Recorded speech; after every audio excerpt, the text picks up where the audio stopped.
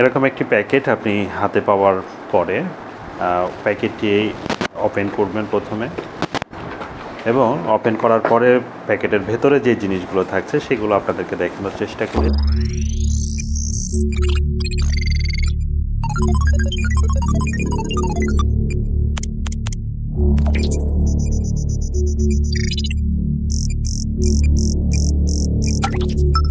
তো প্রথমে আমরা দেখি যে এটাকে আমরা কিভাবে সেট করব। ব্যাক স্ট্যান্ডটা একটু খেয়াল করুন যে এইখানে স্ট্যান্ড স্লট আছে, এবং এই স্ট্যান্ডটাকে আপনি এইভাবে এই স্লটে রেখে ডান দিকে একটু পুশ করলে এটা সেট হয়ে যাবে।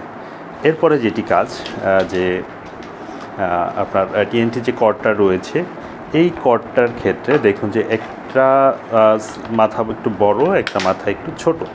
তো যেই মাথাটা একটু বড় দেখছেন সেটি আপনার এইটার পেছনে দুইটি পোর্ট আছে, একটি হেডফোনের পোর্ট এবং একটি রিসিভারের পোর্ট। আপনাকে অবশ্যই এটি রিসিভার পোর্টে লাগাইতে হবে। এটি যদি আপনি হেডফোনের পোর্টে লাগান সেক্ষেত্রে কিন্তু কাজ করবে না। এই কেবলটি এইভাবে দিলে এটি পেছনে সুন্দর মতো থাকবে, এবং এটির অপর যে প্রান্তটি রয়েছে সেই প্রান্তটি রিসিভারের সঙ্গে আপনি সেট করবেন।